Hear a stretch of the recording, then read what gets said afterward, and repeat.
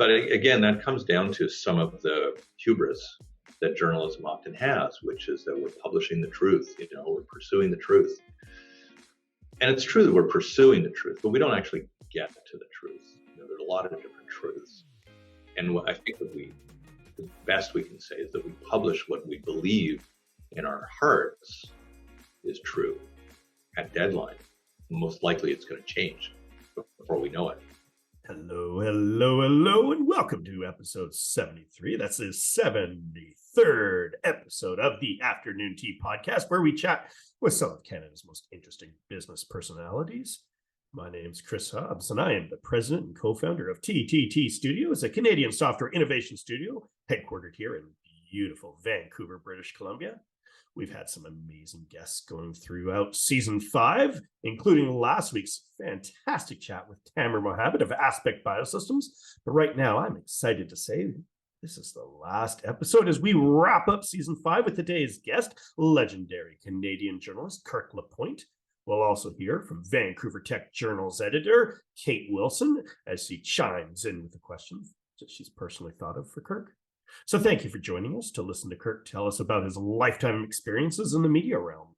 Don't forget to like, subscribe, and do all those things we podcasters love. But now, Kirk LaPointe is a legendary Canadian journalist. Currently, he is the publisher and editor-in-chief at Business in Vancouver Media Group and the VP editorial of Glacier Media, where he is tasked with managing the operation, leading the editorial team, writing columns online and in print, moderating event panels, and co-hosting Business in Vancouver's podcast. Meanwhile, Kirk teaches ethics and leadership at the University of British Columbia's Graduate School of Journalism. In the past, Kirk has been a radio host, the executive director of the Organization of News Ombudsmen, the managing editor of the Vancouver Sun, senior VP of news at CTV/Bell Media, the executive editor of the National Post, the host of CBC News World, and even ran for mayor in Vancouver in the 2014 election. Kirk, thank you so much for joining us today. Chris, you're out of breath already, man. Oh my gosh. Thanks, though. Thanks so much for the lovely introduction. Great to be with you. Well, lots to share, lots to talk about. So this is going to be a lot of fun. So, I'm just going to ask you one profound question right off the bat. Why is professional journalism today so important? Well, look, you can go to the cliches about it being a cornerstone of democracy. You can take a look at its importance in terms of guiding the public discourse. You can look at it as the sense of exploring with curiosity the wider world. There are lots of reasons why it has some importance and significance and relevance in our time. But in a lot of ways, for me, it's always had a sense of a public purpose to it, and so that's what kind of guided me with it. Yeah. Oh, very good, very good. Well, you are the editor-in-chief of BIV, as we all see, or Business in Vancouver. Can you tell me a little bit about that role? Well, it's a pretty wide-ranging role because it's changed a fair amount since I came here in 2015. We've broadened ourselves with more magazines. We've started really getting much more of an entree into events. It still requires, I think, a retention of the newspaper. We're one of the places that staunchly refuse to give up on a newspaper, a printed edition. But we're moving a lot of our work, and we have been for a long time, into the digital sphere, and that really brings with it more reporting on breaking news, daily news, trying to make sure that we're watching things minute by minute. It means using social media to amplify our voices, and what it tries to also be, in my case, where I've been particularly trying to provide some focus, is to broaden the news digest that it provides every day with some more commentary, with more columns that are coming from contributors in British Columbia in order to essentially, again, guide some of the public affairs, that we want in our province. Well, very good. Well, one thing I doing a little bit of research, because we do our research before we're ready for speaking with wonderful fellows like yourself, is that you stated your specialities are newsroom management, precision journalism, teaching, freedom of information, and ethics. Why do these specialities make you an effective journalist? Well, I usually ask Chris when I'm teaching, I ask the students, why did you get into this? And it's pretty interesting what you get in the way of response. The initial response is, well, I'm in journalism because I like telling stories. And what I usually say to students then is, well, that's really kind of the surface reason. And then people will say, well, I'm curious. I really try to probe into things, and I want to explore, I want to investigate. And even then, I usually respond with, well, that's maybe a little bit of the outcome of this, but there's something more in behind this. And what I try to talk to other journalists about, and I think that we don't spend nearly enough time on, is the self-exploration on what drives us to come into this field and to participate and contribute to it. And I think if you really look back, and with whatever occupation you have, providing that you're satisfied with it, that you weren't forced into doing something that maybe you were a little apprehensive about. But if you really take a look at that kind of continuum of a career in a particular field, and you ask that person, why are you doing it? You take a look at your own life, you can actually find the roots of your professional capacity, your occupation today, in something that happened to you as a child, in your family origin, in those stories. And to some degree, it can be informed by a tragic event that shaped you. Or in some cases, it can simply be the environment that you were in and what values that emerge from that. But we're really hardwired at an extremely early age to pursue something. And for those of us that are fortunate enough, we get to pursue that path consistently, and we persist at it, and we stay in it. We stay in that lane. But in a lot of cases, people don't really take a look at the personal history that involves that in a sense of self-care.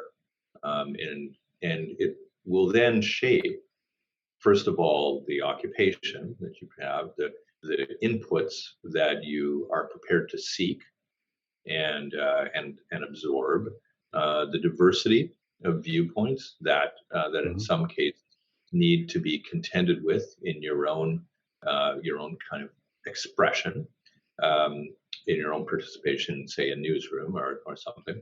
And then what you're really looking at as well is how do you fit your outlook into something that has a different context in applying your journalism to an audience. And so, yeah, I mean, that's where I kind of ramble around a bit, which is to try to get people out of their stock answer, which is, well, I do it because I like to tell stories, or I've always loved to write, and I tend to push people back to say, look, there are other much more meaningful reasons on why you're doing this. Can we explore it? Because believe me, it's going to shape the topics that you choose to cover, the areas that you choose, even the questions that you have about them. They'll come from a different place. That is so interesting. Well, I want to cook that a little bit and use it through the filter of journalism students. You're talking about trauma, or the other side of it that might cause it. Have you ever had these deep conversations, realize from a signal perspective that there actually is a specific, or at least kind of a rule that you're finding, that there's a certain trauma or certain desire inside that causes journalism to happen, or you to be a journalist? It varies. I've shared my story quite a bit. In my case, it meant growing up without a father figure, with a single parent, and not knowing the identity of my father. You wind up in a very curious situation there, because you then are trying to persist and struggle and find frustration in the search for this answer. Who is this person? Who is this person? But if you translate that, and you take a look at the body of work that I've had, and a lot of other journalists have had, it's trying to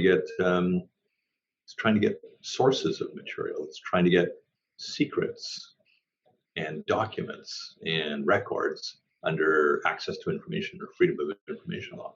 So it's not surprising that I dedicated a big part of my career toward this pursuit, because after all, I was after the one secret I could never have, which was the identity of my father and what that would have changed in the way of my path and in growing up in Toronto. Mm-hmm. And so there are a lot of these stories. Journalism is replete with a lot of these stories. And journalism has ostensibly drawn, as it drew me, out of poverty, out of a very simple working class style of living, and that is, for the most part, where journalists are drawn upon. They're drawn from the working class roots, the sense of underdog and overdog, the suspicion of power, the efforts that are made in order to find some kind of equitable societal framework, some form of justice, those kinds of things. So those are the themes that pervade journalism. I mean, it's really quite, it's quite easy. Those ones are easy to see, and I haven't really articulated it, I think, terribly well in a lot of cases, but you can kind of see that,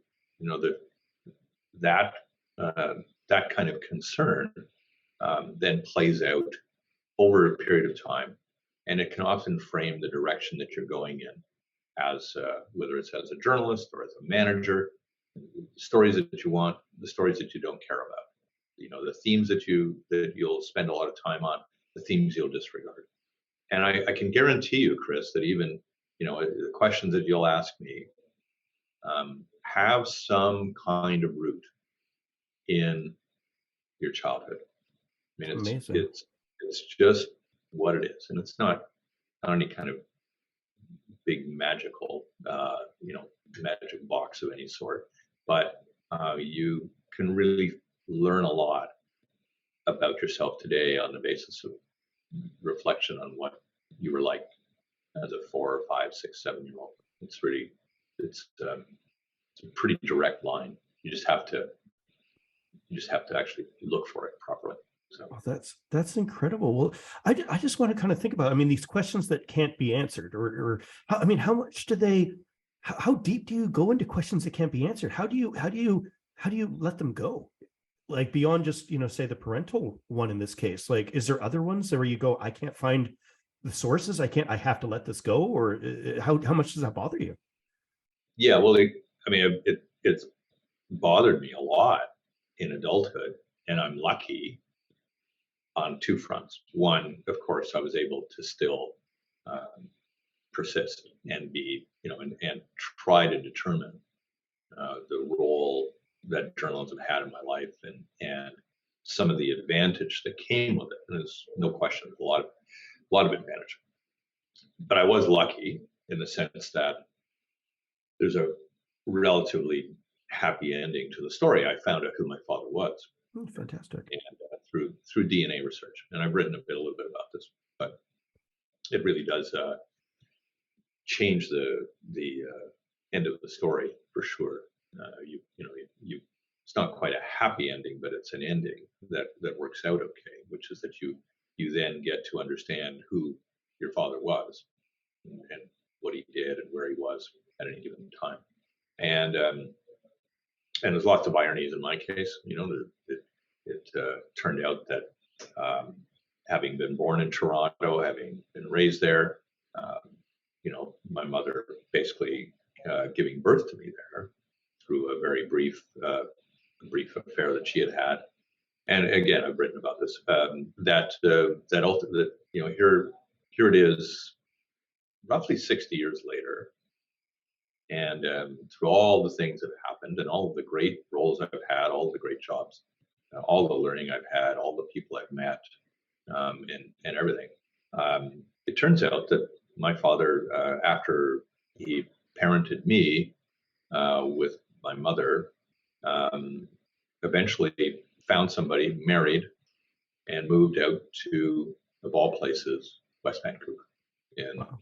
in the 1960s. So, and raised his own family there. So, and in finding that out, finding out this path, and probably in the last 3 or 4 years, I now, I now have a little bit more contentedness about my life narrative, and it makes it a little easier to kind of not just tidy up some of it, but also to recognize what the impact has been all the way along in how I lived my life, what I did for a living. I had no question how it affected my overall family, and I think I don't have a really unique story. It's not particularly, between 1945 and 1971, there were 600,000 people in Canada who were born out of wedlock. So, we're talking about a large cohort here. It's not, there's no uniqueness to my story. Well, but yeah, it intersects with my journalism, no question, as it would intersect with anybody in a particular occupation. oh, for sure. Well, just out of, trying to understand and sympathize in a way that, from your, thank you for sharing the story. But, my mother was adopted, for example, and I actually always grew up, she's from Quebec, and I always grew up thinking I was French, half Quebecois or whatever. And I remember when I was 10, she spent a lot of time trying to find her parents. And she actually, and in Quebec, it was a lot of laws, a lot of Catholic Church holdings of information. Oh, right. My mother's pretty French Canadian Catholic too, don't worry. But I actually met my grandmother, like my biological grandmother, when I was like 9 or 10 in Quebec. And to be honest, that experience, I think, was even more traumatizing than not finding her. Like, it was nice to do, but the woman said, "Yeah, I don't know who the father is. It could be one of 10 people. And by the way, can you give me some money?" And it was just like it was a bit of a, oh, okay, that chapter's closed, but at the same time, that's going to just add a little bit more trauma to it. But go figure. Well, I just want to say, because you mentioned how journalism comes from a place, or all careers, or whatever, how you beautifully put it, comes from a place of personal tragedy, personal, the want to know something. How hard is it to separate a story from your own personal feelings and, the id from the actual content itself? It's a challenge, and I've seen people master it. Even to use the term master is probably not the right term, but I've seen people with real capacity to separate those parts, and I've seen others just struggle and commingle them, and without really the self-awareness. And so what I try to do with students, and we don't get very far because I barely know them. It's probably better to have this conversation with people and have known for some time, because they're going to be less reticent about expressing vulnerability, because it's really it's a matter of expressing vulnerability. But a lot of them don't see, and these are practitioners of 3 and 4 decades, and they're still not seeing it. They just don't go that deep into themselves, because journalists, I find, it's a generality here, but journalists are far better at exploring the wider world than they are about exploring themselves. I mean, there's no question. We're the last on the agenda, and it's a lot easier to review you know, the strengths and weaknesses of a theater play than to review the impact on you emotionally and what it, you know, what it evoked in you and what it reminded you of, and you know, what were the so-called trigger points for you in the course of it. You know, we express ourselves a lot more readily in engaging the outside world than the inside one. And I, you know, and I credit my wife in a lot of cases with her own exploration of these things, because I think it's been, you know, it's had its influence. But I wouldn't say that I'm particularly adroit at this. I think I think I still have lots of blind spots, and you know, that where I don't recognize my own behavior is guided by some of these habit patterns, and I you know, what I try to coax in others anyway, and I try to do it myself, is recognize it and embrace it. You know, don't deny it and embrace it. But it's a little bit like bias or subjectivity, Chris, in you know, where people go, oh, you know, journalism is so you know, it never is objective. And I'm going, well, nothing is really objective. It's all very subjective. The critical part is, can you recognize the subjectivity and then move toward more objective methods in your journalism, where at every step along the way you're saying to yourself, you're asking a bunch of questions. And, you know, am I doing this fairly? Am I treating someone equitably? Am I harming them?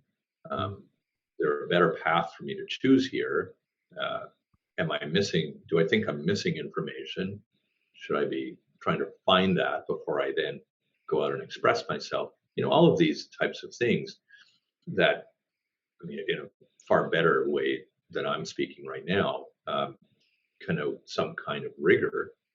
You know, a lot of journalists kind of skip along and don't take care of that, and that's where I think clumsy work comes out, and that's where you know, the public has a right to be disapproving and in some way feel quite let down by journalism, which I think has a way oversized responsibility, considering the overall expertise it has or authority that it has that way. So. Well, you know, I just want one more question, because it's imprinting, the personality, your sympathies, all of these things. I mean, it's really, you know, as you're speaking, thinking a lot about this, because I mean, as you said, you have primary, secondary documents. I mean, you know, no one really just wants to read receipts. They want to read the analysis of the receipts, and yeah, that's a bias or whatever. But when you're talking to a source, for example, do you ever find yourself sharing a personal story in order to get into their, you know, to get them to open up, or does that create bias in them? Do you think, like, is there a strategy with that, or is it the case by case? Yeah, I'm always careful about that. You know, because then it becomes too much about you and not about them. On occasion, it will help to share a story, but when you do too much of it, you begin to fawn, and I think it's kind of a manipulative approach to that. And then a smart person on the other side will recognize that you know, that there's kind of a play at work here, and that you're not being kind of an honest broker in the discussion. And as I've aged, you know, I've recognized that to some degree, you know, I've tried to not appease, but I've tried in many cases to appear sympathetic and you know, not even empathetic, but really sympathetic to the subjects of the stories that I've written or broadcast, and I don't know that that's the correct approach. I think, you know, I think you still have to wear the hat of representation as a bit of a surrogate for the public. And that places upon you certain responsibilities that also require you to have a slight detachment or distance from the person you're discussing things with. So that if you share too much, if you overshare, you kind of invalidate the inquiry, because then what you're essentially saying is, I'm with you on this, and all I want you to do is to simply keep kind of reinforcing my my stand, because my stand is your stand. And so I think you have to walk that very carefully. You need a little bit of detachment, not too much, because you don't want to seem indifferent, but you need to kind of keep your keep a little bit of handy reserve and skepticism in these transactions of interviews, because to do otherwise is to simply just join a club, and that's not what the public really wants from you. They want a fair-minded reading, and they want you to represent them. Oh, that's interesting. Well, man, thinking about so many things here. Like, for example, if you're caught as a journalist, I mean, and I think any medium as a journalist, this happens. If you're caught where you don't have your source correctly done, or we'll just call it like trust. You've broken trust with the readers, with the viewers, with any of these things. Is it possible to get it back? Is it like, how hard is it to come back from that? Oh man, like, as a newspaper editor, I remember being in Hamilton, and in the late part of the last century, so 1996, 7, 8, and we would get cancellations of subscriptions, and I'd call people and say, why did you do that? Well, about 5 years ago, you guys got the street name wrong, on this accident that happened near my house. And you're going, really? That's it? Well, yeah, because if you can't get that right, how can you get the really important things right? Wow. And you're, whoa, okay. And then of course, and media, first of all, we're not all that homogeneic. There's so many different types of media, but we generally call the media, when in fact we can't agree on whether the sun rises in the east or the west anymore. But we all kind of stand and fall on the basis of the weakest part of us, and so when somebody else makes a mistake, we all kind of pay the price. We're all in this together, and we have to be careful that we don't say, oh well, that's them, we're responsible, because there's so many times where journalists try to act as a big pack in advocating change and advocating policy, and fighting for certain privileges in our society, that we can't just pick and choose when we want to do this. However, trust takes forever to build, forever it seems, and can be gone in a heartbeat. One bad story, one bad sentence, one bad word, and it's something you just have to recognize. And that's why I think journalism does a horrific job at atoning and apologizing and making amends for its mistakes. It can get brutally reckless at times, unconsciously so for the most part.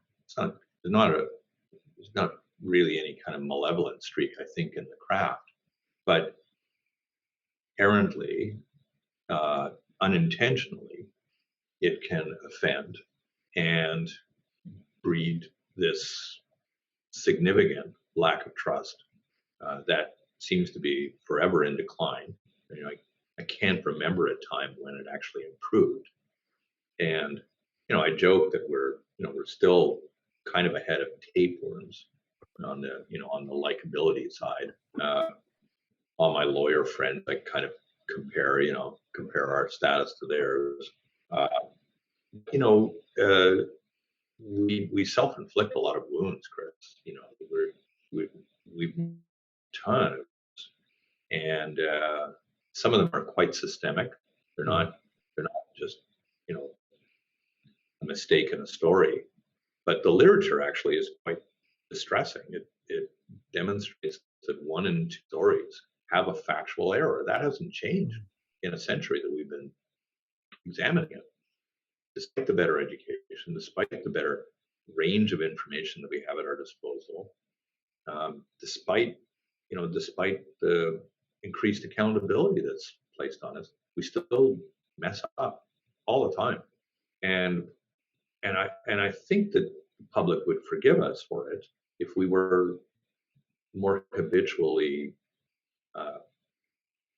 citing ourselves, citing the mistakes we made, and trying to find a way to fix them, and not quite apologizing, because I think apologies carry a little bit more weight legally than we want to bear. Mm-hmm. But at least regretting errors and being a lot more open about them.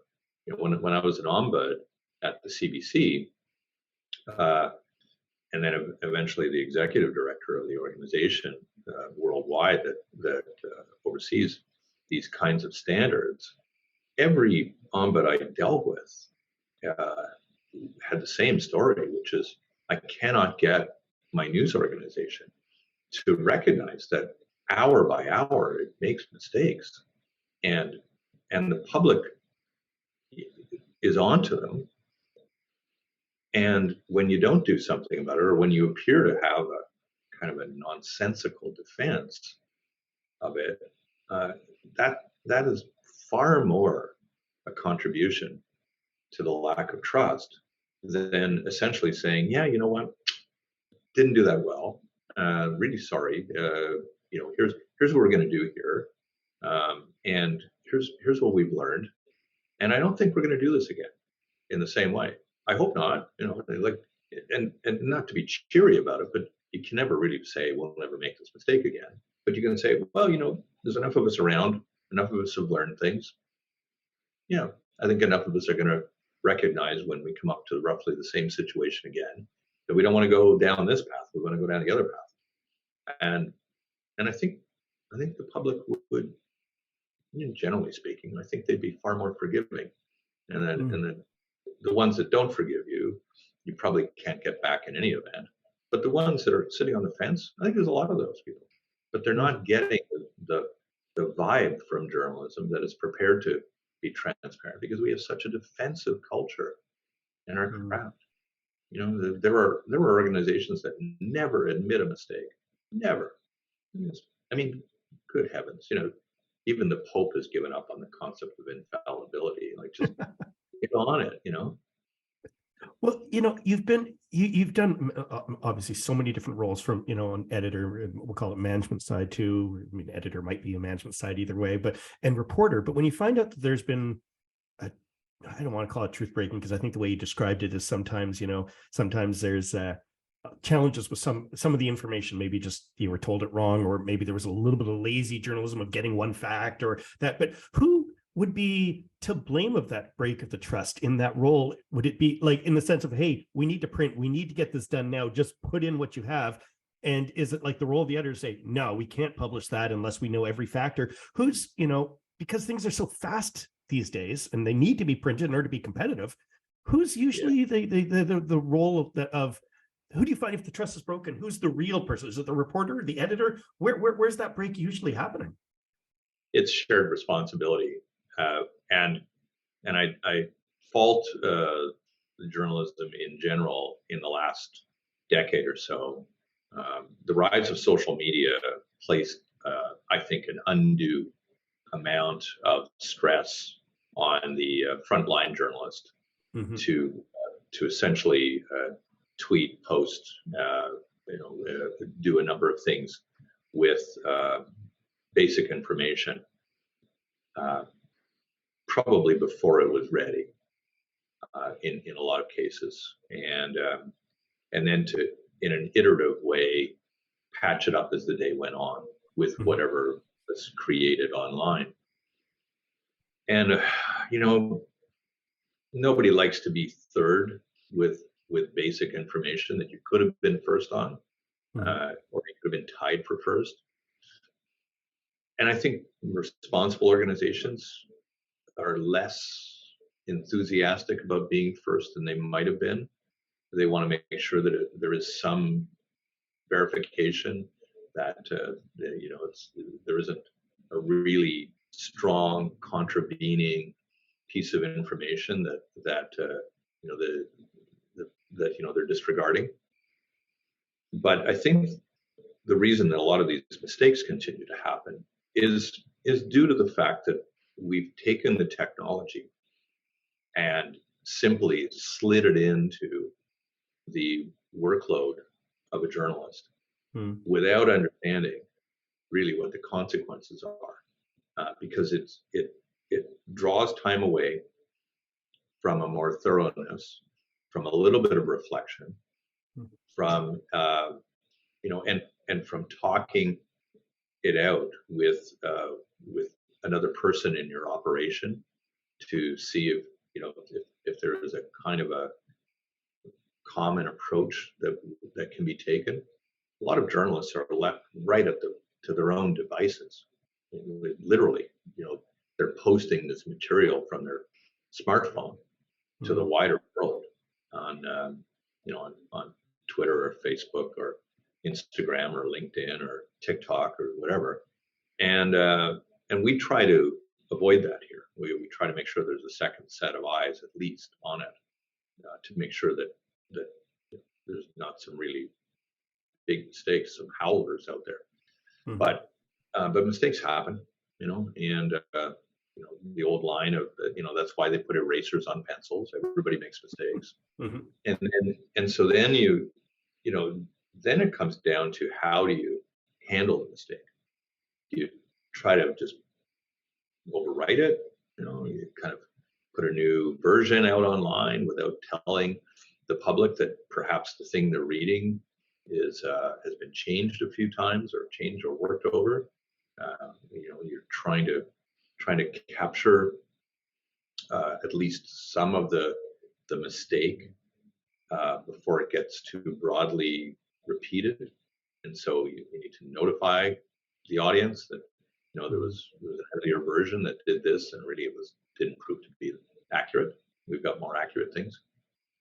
But again, that comes down to some of the hubris that journalism often has, which is that we're publishing the truth, we're pursuing the truth. And it's true that we're pursuing the truth, but we don't actually get to the truth. There's a lot of different truths. And what I think the best we can say is that we publish what we believe in our hearts is true at deadline. And then the second we put our finger on the send button, we better start all over again and reconsider, because most likely it's going to change before we know it, and we better be ready for that. So this kind of bossiness about the the empirical nature of the material that we're using is it's a convenient fallacy for us, and I think more of us need to get over it. So. Something that I really reflected and actually helped me in my understanding and respect of some of these large news agencies that I read a lot, like from the Guardian, New York Times, CBC. They've got a lot of resources, yet how often do they publish and there's a spelling error in it, like all the time? Like, it happens all the time. But the fact that you just said is, hey, people usually don't know that they're publishing from their phone to it. If it ended just like sent from my iPhone at the bottom, would that make people believe more in the trust of it, going, oh, you know what, that's just an honest mistake, they'll fix that? Because it happens all the time. Would that, would something like that, with some of these modern tools that we're dealing with, if you actually mentioned, hey, I'm using one of these modern tools, does that help in the trust, do you think? Yeah, I've got a friend who sends from his iPhone with a signature that says, "Sent from my iPhone. Apologies for the typos. It's not because I don't know what I'm doing. I just can't spell well." And that's okay. But I think correctly, the public has learned over the years that more is to be expected from journalism. I don't doubt for a fact that we have a systemic issue still with representation in journalism, with diversity of viewpoints, with you know with a broader perspective of it. And my generation bears some of the blame, I would say, but also has taken correctly some of the responsibility to address it. My generation is the first one that I think has openly thought about ensuring that news organizations strive for a better reflection of the communities they're serving within the ranks of the operations. Some have come far more slowly than others. Some have come only a short way and not a terribly long way. There's still a very long road ahead in terms of leadership and representation in our newsrooms. I say this obviously as an older white man, that the business will be overall healthier when there are a lot of other faces, backgrounds that are running our places. I'm content and serene about that. But a lot of people are not, and a lot of people are still fighting for their lives to defend the realm. And I just think it's there's a moral argument in all of this that's important for all of us. There's also, to be crass about it, there's a business argument in it. I think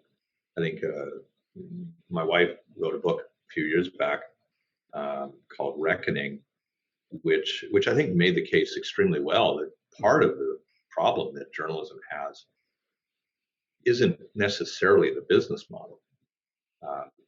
The presence of the arrival of the internet to disrupt the legacy media's fantastic profitability and near monopoly. No, I think the near monopoly also was related to the fact that we had a sameness of thinking and backgrounds in our newsrooms that absolutely alienated the kind of the infusion into our country of people from other parts of the world who were saying, well, I don't recognize myself in this reporting. I don't recognize myself in the local paper. I don't recognize myself on the local television station or on the local radio station. And thank goodness we've got the internet, because we're now going to be able to get some sense of expression that has more relevance to my experience. But really, when we look back, that should have been the job of news organizations, and I'll accept my share of responsibility for that. I mean, I oversaw a diversity initiative while at CTV, and it was a fight. It was a pitched battle to make any inroads at all to put people of different backgrounds on the air. On a big league television station. I mean, the institutional resistance to that was quite incredible. And now, thankfully, I think I think we have turned a corner. I think now the drive is how quickly can we get there? How quickly can we do all of this? It's not we need to do it. It's how quickly, and that's a healthy thing. I mean, I really think so. But of course, it's easy for me to say. I've benefited for 40 plus years from this relative inertia in the Mhm. craft. If I felt any kind of competition for a role, it was because perhaps I didn't come out of a rich, privileged family. I didn't, I never equated my my ethnicity, if you want to call that, my race, with the struggle that I felt uh, I was experiencing in terms of an economic competition to get a job. But I learned very quickly that there are all kinds of competitions, and Mhm. that mine wasn't necessarily the one that was most critical. That we excluded, we excluded women, we excluded people of color. We made some horrible mistakes in terms of our recruitment, retention, advancement, um, that cost us large parts of an audience that may never come back, Mhm. or may never materialize for certain organizations. And so I think there's a nice, healthy diversity that's emerged. Um, I would just love to see it all wrapped up in a much bigger mainstream, broadly applicable um, uh, media that has uh, more financial durability than some of the startups that I see that can get wobbly pretty quickly Mhm. because of lack of funding. You know?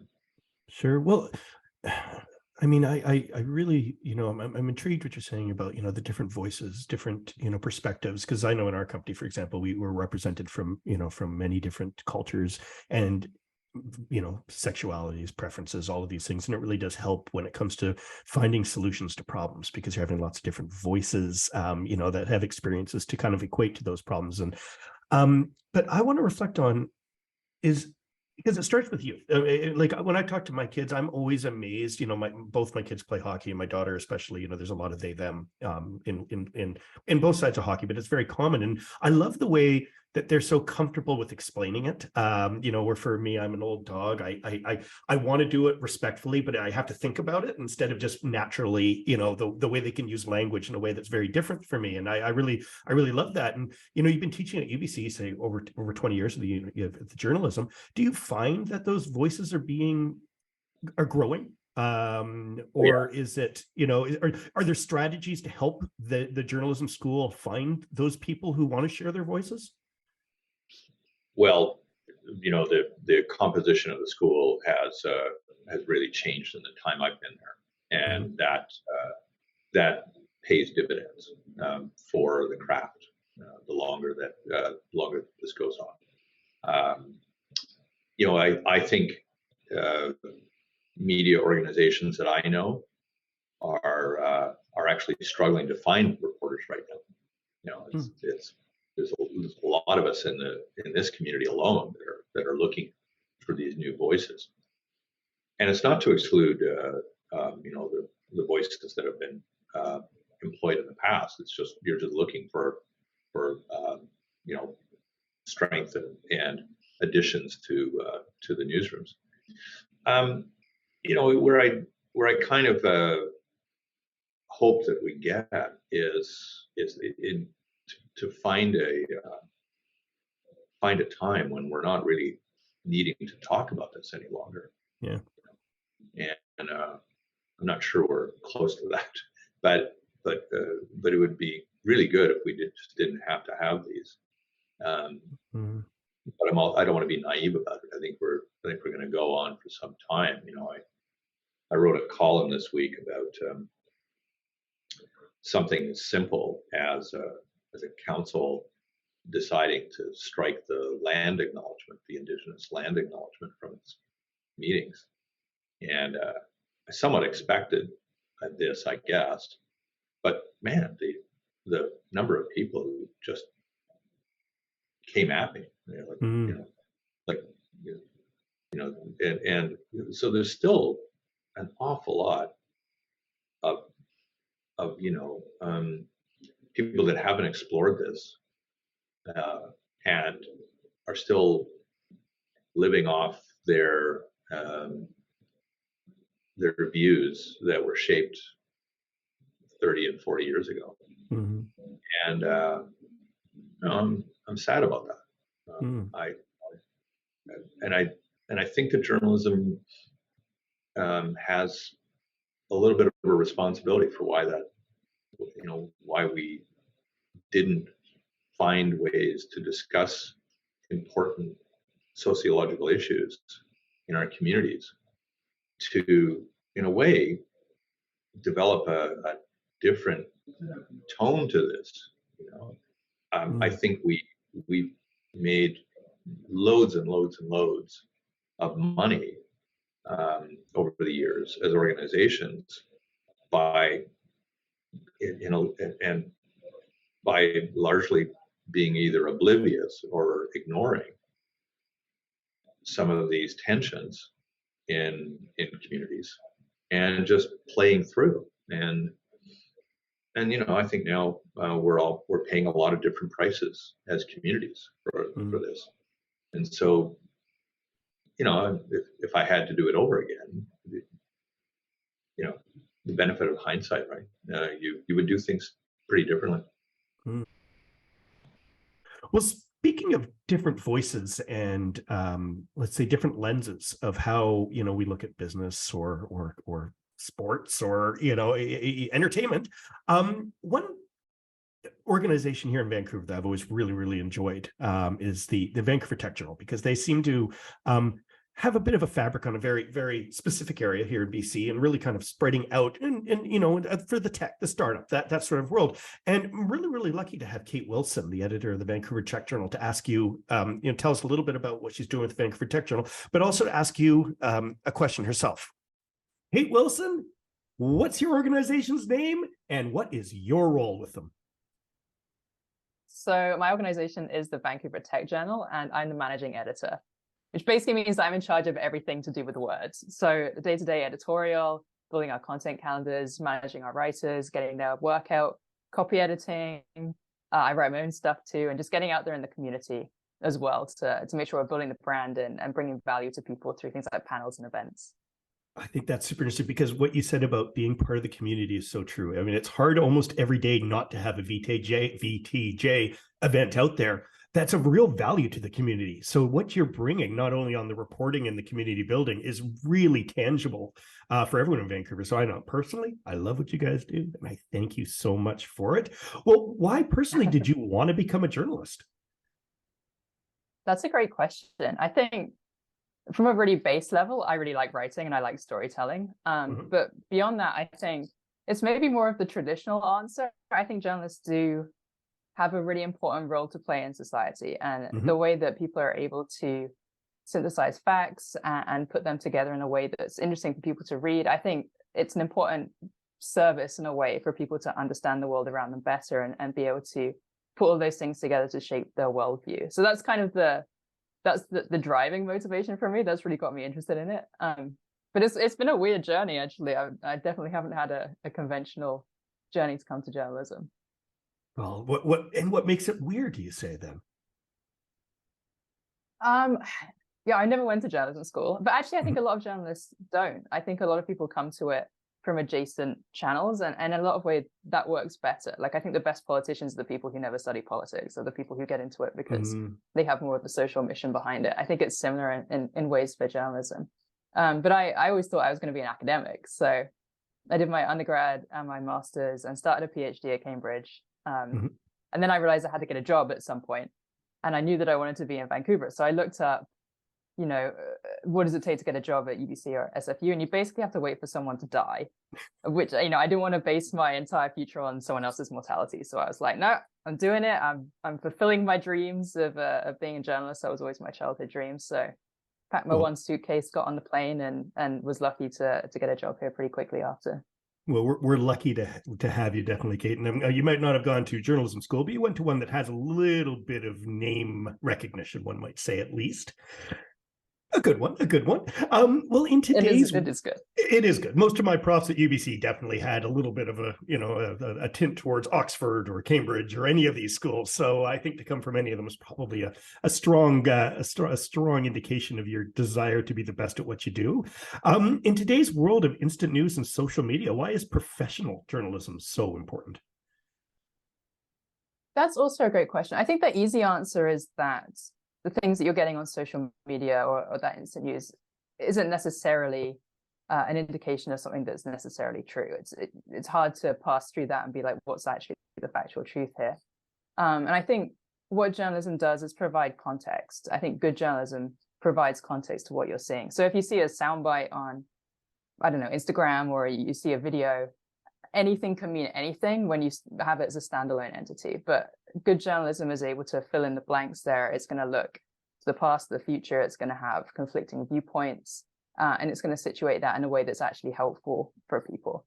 That's the goal anyway. But I think it's more complicated than that, because I think a lot of it falls on the reader rather than the person who's producing the content. I think you need to approach something that you see on social media the same way that you would do with journalism, even though journalism's been fact checked, it's been copy edited, all of the, well, you hope so, all of the above. If you have a good newsroom, that's all been done.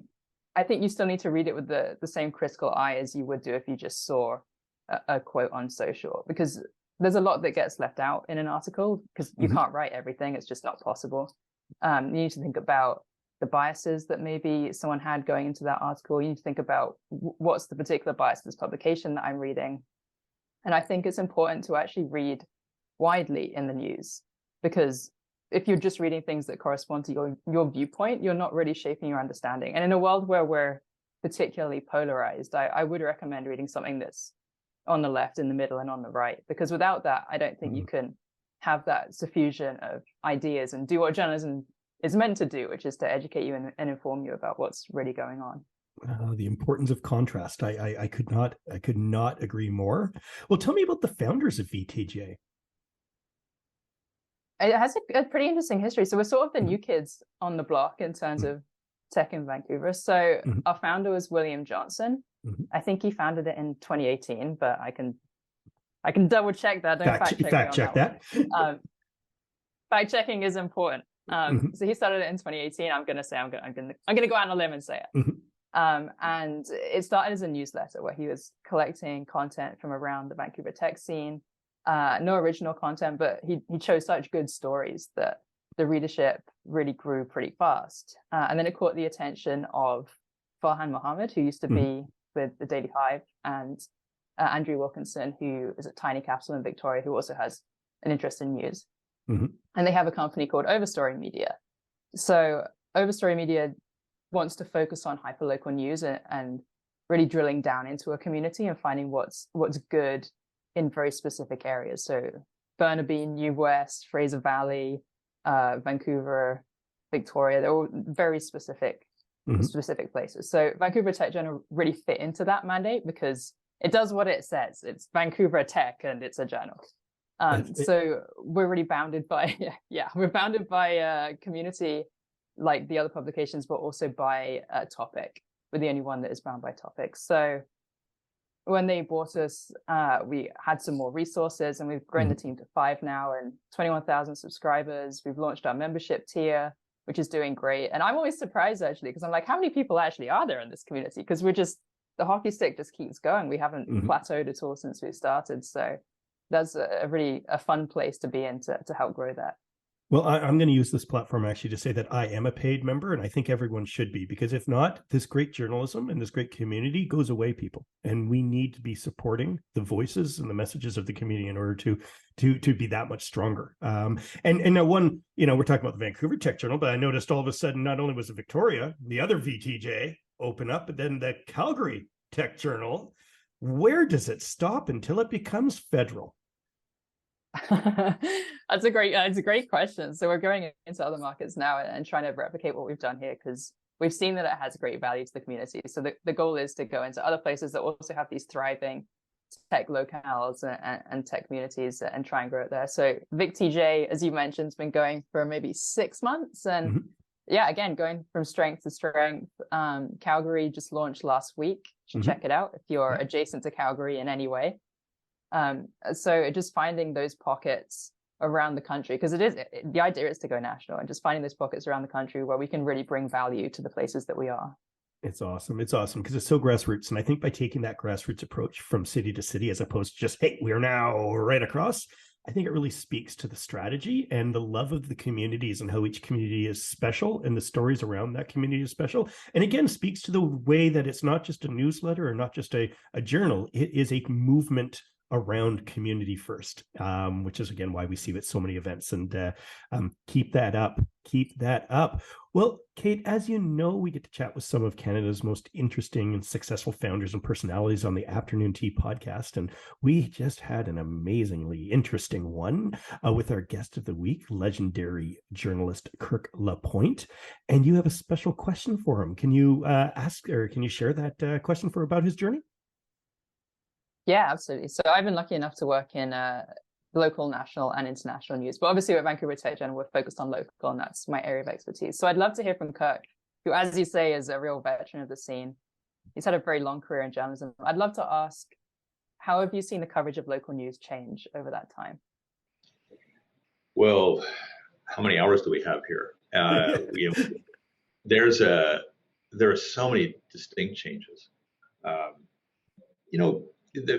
The first one I think that there is a in a case of a place like Vancouver, for instance, there's been a disquieting diminution of the largest of the operations that I think has left the flank open a little bit. And so just in the overall tonnage of coverage, I think there's some patching up that needs to be done.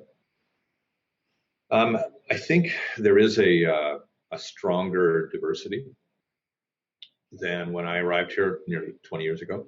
I think that's healthy. We need more of it. We need a stronger representation across our media to make sure that we have that. I think we have, if you want to go to the political spectrum of left and right, which are becoming kind of cliched, and to some degree they're a little too simplistic. But I think we're getting better coverage that way than we have in the past. There are more, there are plenty of conservative voices, plenty of voices to the left, and I think that's healthy for us.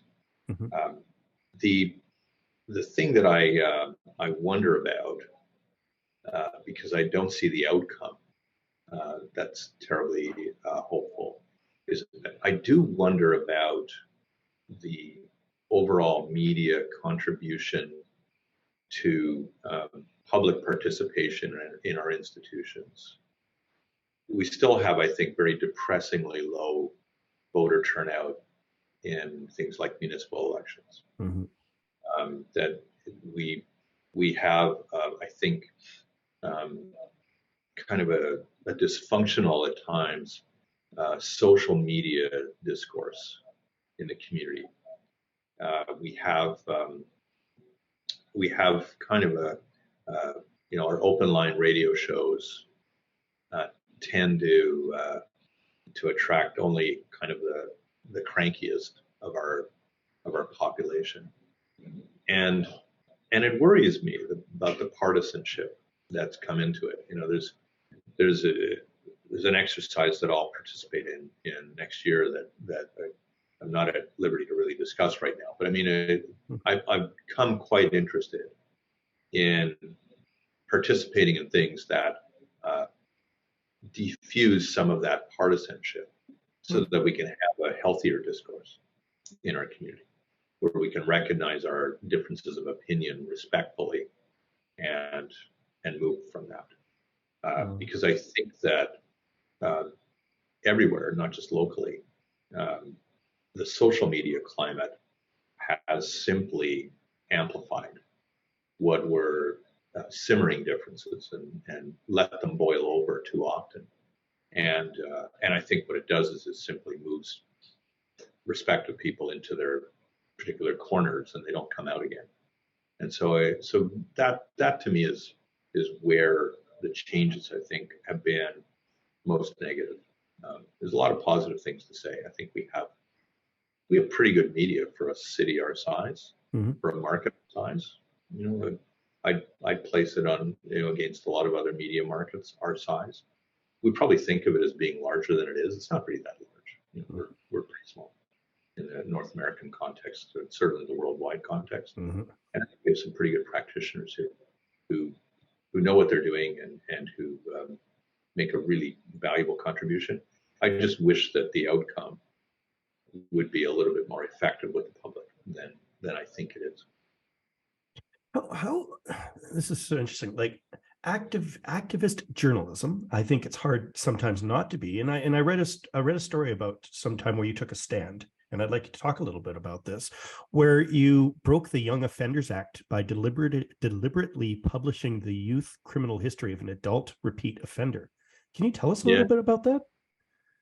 Yeah, it was a great case, and I get asked about it a fair amount.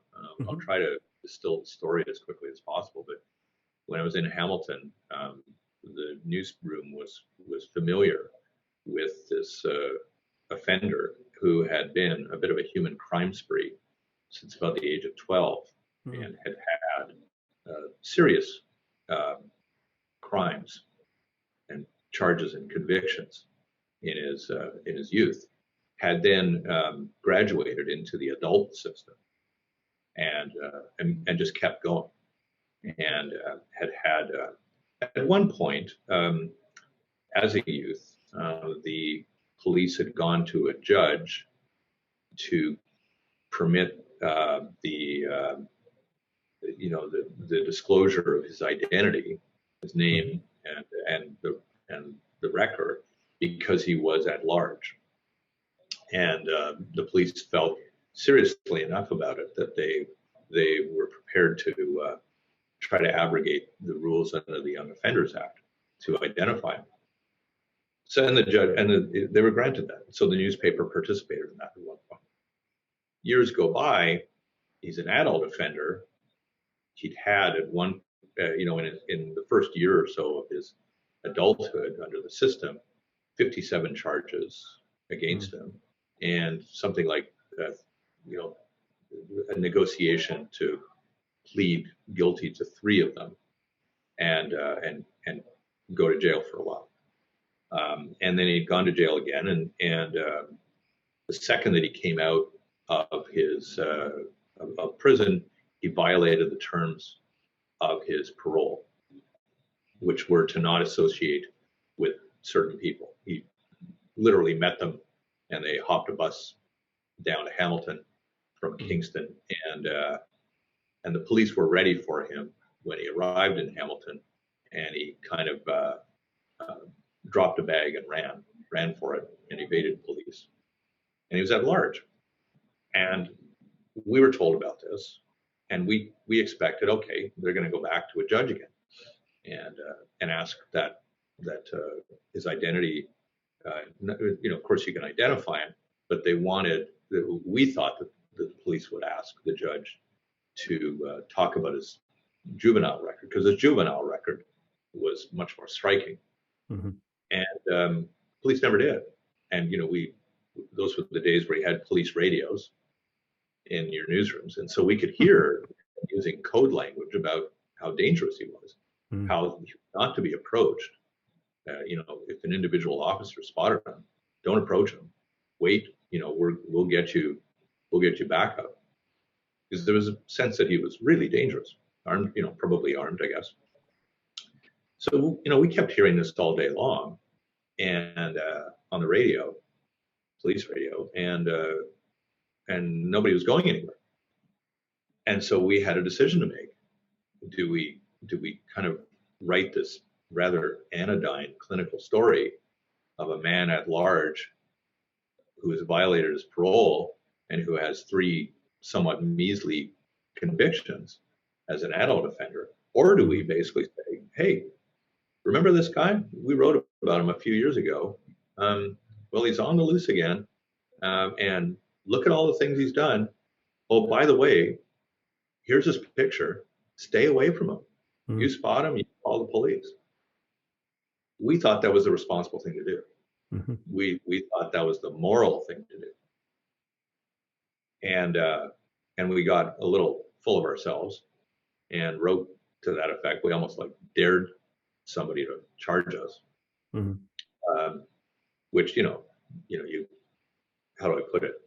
You've got like about 2 or 3 hours to work this through. And when you finally make the call and you start writing, and our publisher was supportive and our company was supportive, but there was a recognition that we could get charged and face either a fine or maybe even imprisonment for violating this.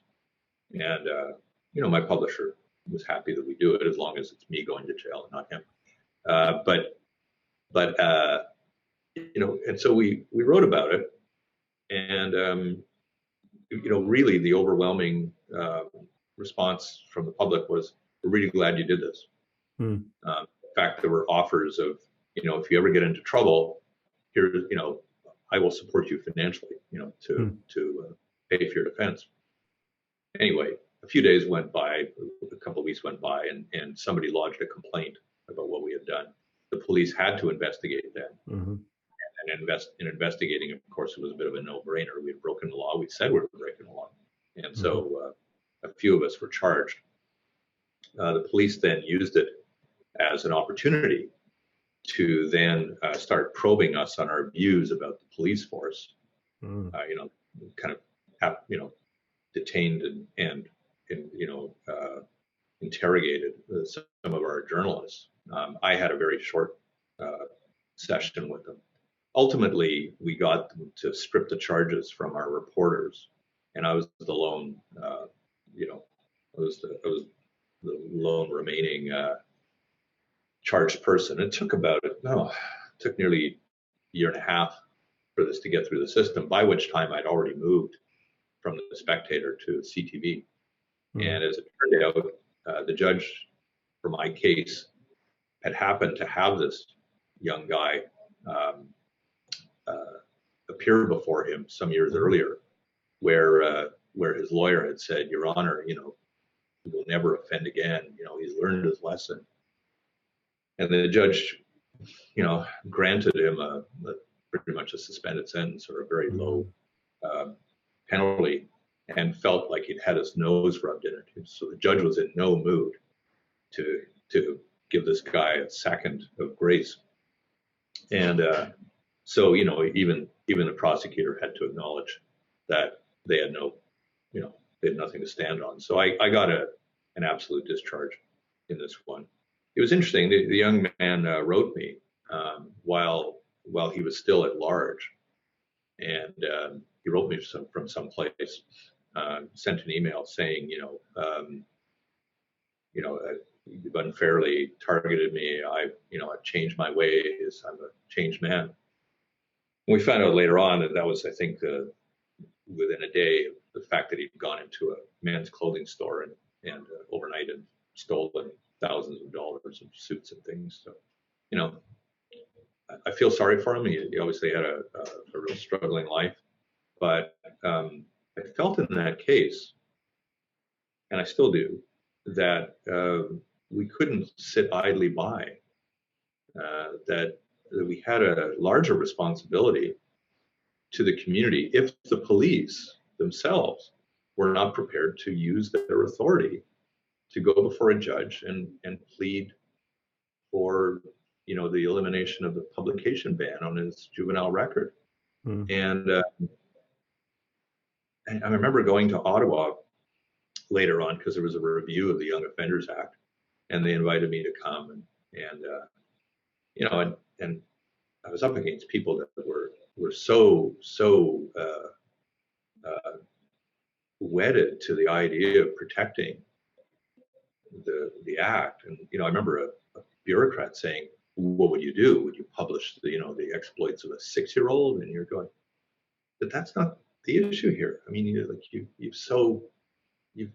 really aren't understanding that that today's 15-year-old is my generation's 21-year-old. I mean, there's just so many more pressures and responsibilities, and and the context is so different.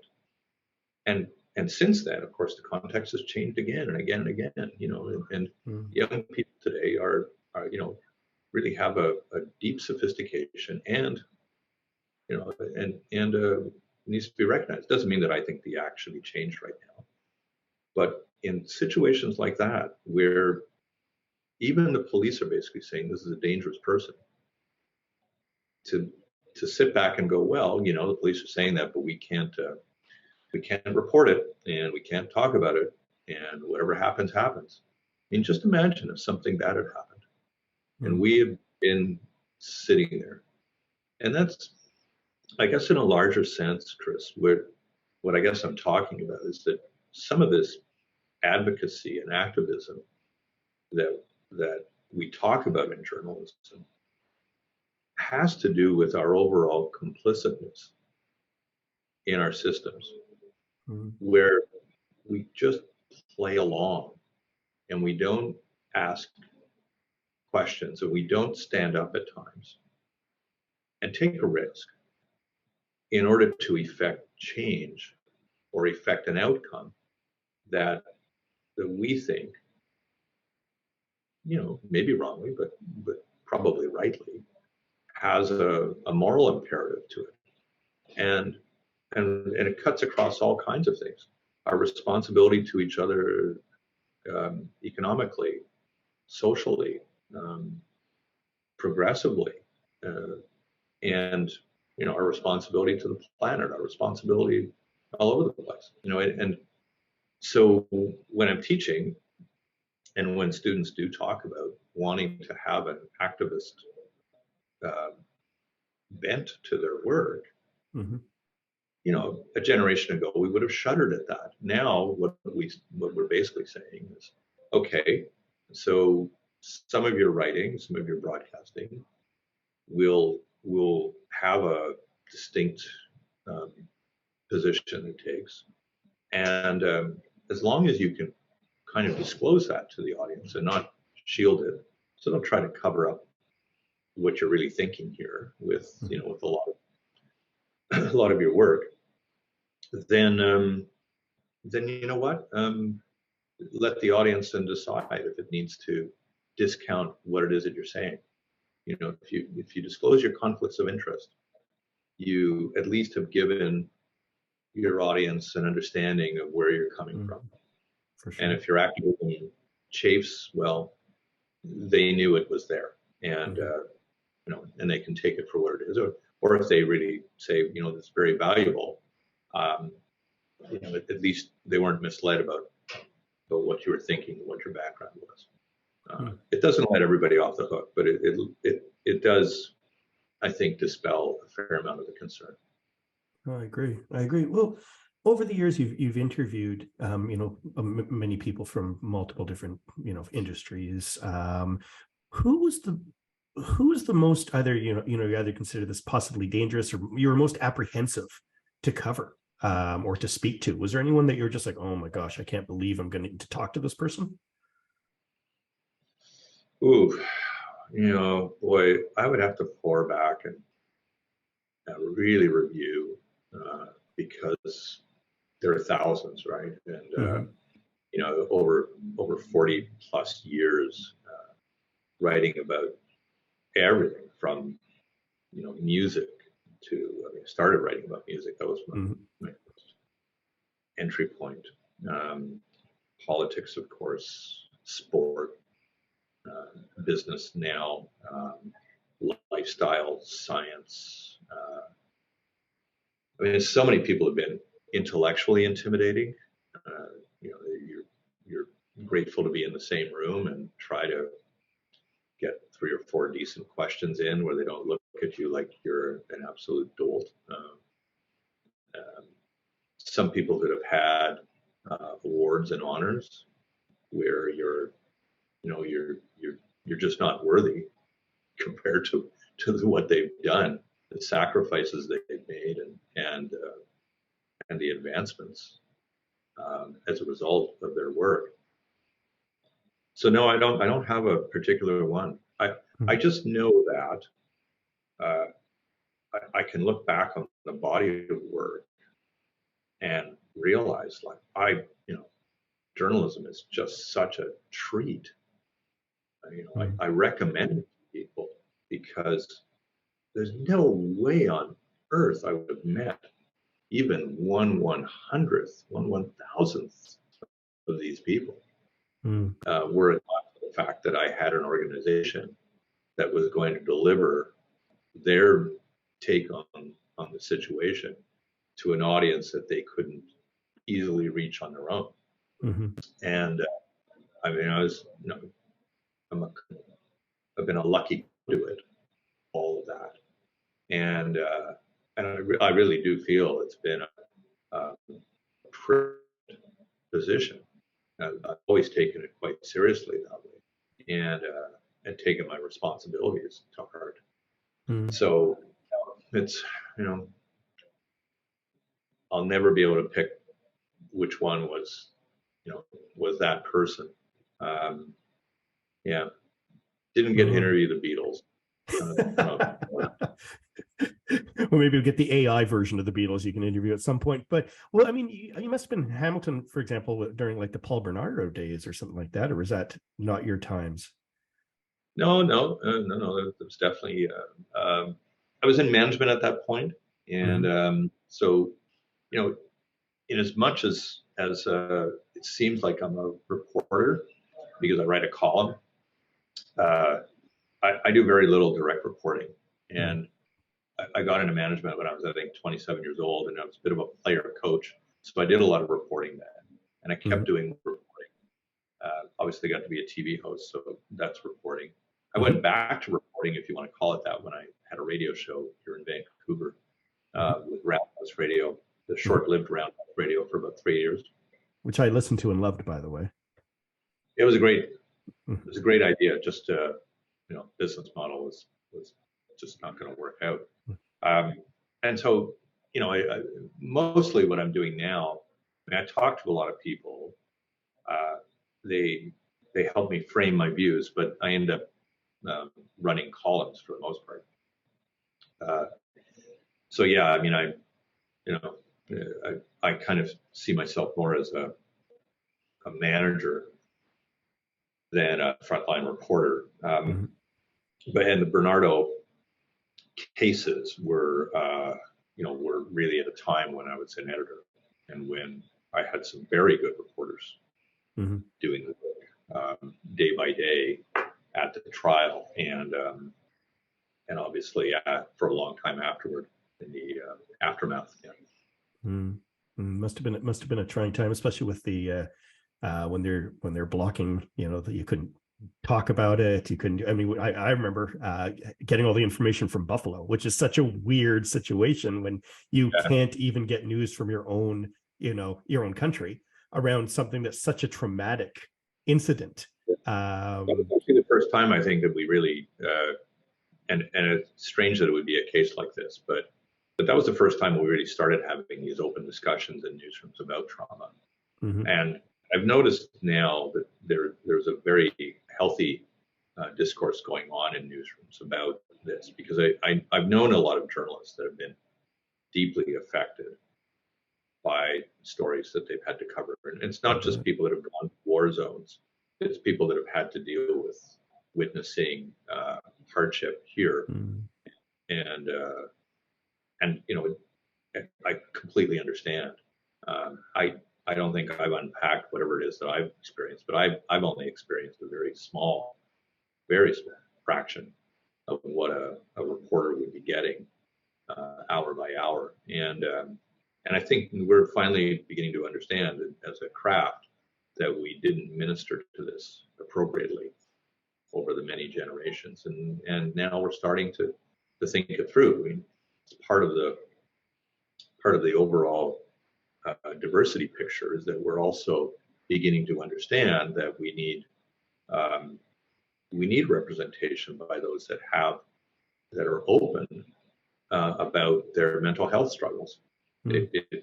it can make a very important contribution in informing our journalism. And again, one of those areas that we resisted in embracing in a certain way into the craft, and we largely we dispatch people off to the sideline. And I work with people at times, and I have over the last 15 years who have been open about their mental health struggles and how, in a lot of ways, it's exactly what we said at the beginning. It kind of it can be brought into your work in a really positive way to help others and in their own relationship to their struggles. So it's on balance a good thing for the craft, and a hard thing for the individual, but a good thing for the craft. Well, it must be difficult if you find, writing is therapy, yet the writing that you're talking about or the topics you're talking about is anti-therapeutic, like it's actually causing trauma. That must be such a challenge, I would imagine. All journalism is harmful in one way or another. Wow. And one profound. One of the important principles of journalism, and one that we, until recently, I think didn't have a good grip on, is minimizing harm. And so, do you need to always identify somebody in a story? Isn't the action the story and not the individual? So when certain alleged crimes take place, do you need to name suspects? Do you need to name even people charged until they're convicted? All those kinds of things are really important issues that we're only now starting to understand. When someone's house has burned down and you interview them outside, you really need to identify them. And what kind of state are they in? Do you really need to even talk to them? Isn't it so exploitive that you're doing that when you're dealing with people that have some mental health issues or addiction issues or trauma issues? You really get informed consent from people to carry their stories. When you're dealing with other cultures where they have different protocol about information, are you harming them to play your own protocol on them and demand that they abide yours? All of these issues now, I think, are getting discussed in newsrooms at long last. I mean, I wasn't trained in them. I can guarantee you, the journalism school I went to, we didn't talk about any of this. We didn't talk about it in the first 20 years in my business. We were left to figure it out on our own. And thankfully, a lot of people who were deeply offended by the things we did, who were in some cases quite infuriated by it, nevertheless took it upon themselves to patiently sit down and bring us through their experiences to open our eyes. And I'm grateful for all the advisory committees I've had and the resources in communities where people have said, listen, let me explain the Jewish experience to you. Listen, let me explain the Chinese experience to you. Let me explain, the LGBTQ experience to you, because I don't think you get it. I don't think your organization gets it. And yeah, those eye openers. I'm writing something today about the downtown East Side, and until I ran for mayor, that I knew next to nothing. even though my newsroom was about 4 blocks away from the epicenter, I knew next to nothing. People walked me through the place. Now, naturally they were hoping that I'd win as mayor and that ride to the rescue. But even after I didn't, they stayed in contact and said, I hope that you're going to carry this information forward with you. And yeah, it resonated, and I still think about them, and I still care about that district deeply, and want to see some better administration of it, to help people find their way and out of their very miserable experience. But yeah, you get to be grateful. I'm grateful for all the people I've met, but I'm particularly grateful for people that just set me straight, or kind of straight anyway, set me straighter in the Exodus. Help guide you through your understanding. And you know what, we're all learning, and I can't believe how much I've learned today from you, Kirk. This has honestly been just a blessing, a word I won't use very often, but I really do mean that. The fact that our topic matters just a little bit slightly different from our typical, hey, I'm a founder of a company, I do X, Y, and Z, and blah blah blah blah blah, which is interesting in its own right. But this is a very different bend that I've personally learned about. But I have these 2 questions, and I slightly tweak them just because I think with the subject matter, I think it's important to tweak them to fit into the topic of today. Well, first off, can you share one piece of advice to help younger Canadian journalists? Well, learn about yourself first.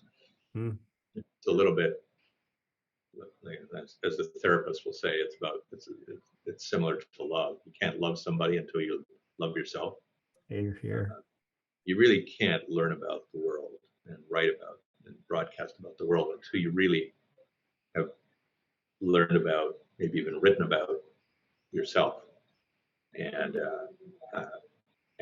for me, it's still a journey. I'm by no means at the finish point of that one. So that would be my advice, which is, study yourself. Really define the things that are motivating you, and recognize them when they arise in difficult circumstances, as they will all the time. So yeah, that would be it. Fantastic. And what I usually, on a craft side, if you want to call it that, you can't write well until you read well. And you can't write a lot until you read a lot. And I think writing is at the core of every piece of journalism, whether it's broadcasting, podcasting, any kind of, even just kind of a TikTok. The writing is very seriously important, and you can't do it unless you've read a lot of others, and unless you're reading widely every day. I'm sorry, it's like brushing your teeth or ensuring you're taking a shower. You've got to do it. It's the kind of professional hygiene that is necessary is at times lost on people. And there are times where I don't feel like getting online and reading media in the morning, or reading a bunch of caustic social media. But I do it. And I guess the other piece of it, this is a long answer, is also read things that you substantially disagree with. Right? Like the technology has permitted us this walled garden of validation of our pattern of reading and validation of our views, and that's really very distressing. Taking a long haul, where it leads. There's lots of TV plenty of news outlets I fundamentally dislike, but I browse them. I need the intel of what's going on over there with people that I don't particularly agree with on anything, and it does you no good to simply stay in that bubble. It's like Well, I your always world say, will, yeah. I mean, I always say the best way to learn your own language is to learn another, because you actually have no idea what you're missing until you start reflecting on it. And Yeah. I think that's a similar philosophy in that. If you want to be a better writer, also be an editor. It's amazing what you learn about writing the second that it's somebody else's writing that you have to mess around with. It's quite illustrative. Oh, I totally agree with that. I mean, I used to always say a critic is someone who failed in the industry, but an editor definitely must know what they're doing in order to do that. Well, last question, because I'm quite intrigued about this. Is there, like, can you name a Canadian journalist or newscaster who you've always looked up to, like someone who you consider a personal hero? Oh, well, right now, there are a lot of, I think, iconic journalists. They're mainly coming from different perspectives than my generation came out of. I think there's a lot of very good Indigenous journalists in our country.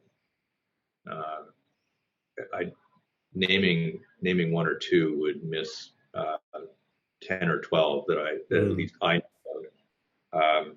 There are voices from in what would typically be called different ethnic backgrounds than mine anyway.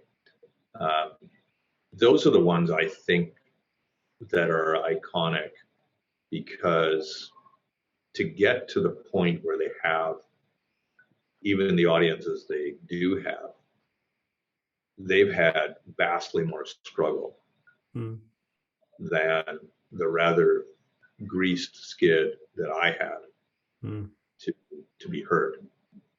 And so I have much more respect for them than I do for, the usual suspects, the television anchor, the editor-in-chief of some place, or the highfalutin columnist or whatever. I mean, sure. For the most part, those are to me the people that deserve the absolute lion's share of respect and praise, because you like to say all things being equal, they're way ahead of it, but the truth is things aren't equal. They've never been equal for them. They've had to withstand abuse, absolute abuse. There's not one of them I know who hasn't. And to get to their point, whereas every once in a while I get kind of a snippy letter from somebody, and so what? When I was at CTV News and ran that diversity initiative, and we hired a whole fleet of different voices into it, I felt for these people in a number of different ways. But one of them was that their communities were so thrilled that that somebody who understood their language or their history and culture would now be on this kind of television channel, that they then kind of like swallowed these people, and every night after they had done their reporting for the day, they were out at a community event. They were an MC, they were a guest speaker, they were at a head table having to, and I just thought, well, it's great, but you're going to burn them out before you know it, because they're suddenly, there's a community of 80,000 people, or 100 or 200 or 400 or 500,000 people that have you as this kind of important icon. And, when I thought about it, I thought, well, gee, most journalists I know barely feel like they have a responsibility for their family, much less the whole community. But that was the kind of pressure that was placed on people. So even the ones that get the opportunities, and far more of them don't, have, man, the pressure is just breathtaking. So, yeah, I mean, again, another long answer, Chris, but that was a beautiful one, Kirk. Those are the ones I respect. Not that I don't respect a lot of others, but I have the highest respect for them. No, you know what? That's a perfect answer. I mean, we're here to expand the Canadian experience and really, try to help people understand. And I really appreciate, through either through journalism or through education, that you've recognized the need and definitely thrown some initiatives in to try to expand that. Yeah, we don't recognize how lucky we are in Canada that we have all of these varying forms of diversity in our midst. I mean, we benefit every hour from it, and completely. And I mean, it's I personally benefited massively, but from association. But just if you think about what it provides us, and I think at times we just don't recognize it. We kind of play through without an understanding of it. So. Yeah, and I'll say it's a blessing too, not only of mine but also of soul, in the sense of the restaurants are pretty good because of it. We have a lot of amazing flavors to experience because of it. The different diaspora in media as well make a genuine contribution. And yeah, we're in the middle of the World Cup as we're speaking, and for a lot of people, this is just a recognition of the wide world we have. But you can see that wide world on our streets pretty well every day in this city, and in many of our communities in the country. And it's a gift for us. It's beautiful. It's a real gift. It truly is. Well, Kirk, thank you so much for joining me today. Again, I have learned more than I could ever imagine. I could never gift wrap something like this because this is just special. But thank you for not only your time today, but also for building trust in our community through your journalistic adventures and work. And now that we've spoken and I've learned about the personal side of it, it really has. It's improved my reflection on every story that I read. I promise you there. So just thank you for taking time and speaking with us today. Well, thanks a lot for giving me the space and the opportunity to expound. And congratulations on the podcast, because we need a lot more of this kind of the kind of a conversation that doesn't necessarily have to be running on the clock and defined by a half dozen questions and short answers. So yeah, it's been good. In fact, I have probably 3/4 of the half dozen questions we didn't even get into because we had way too much fun. Well, anytime you want me to come back, Truly appreciate it, Kirk. Thank you so much. All right, Chris, take care.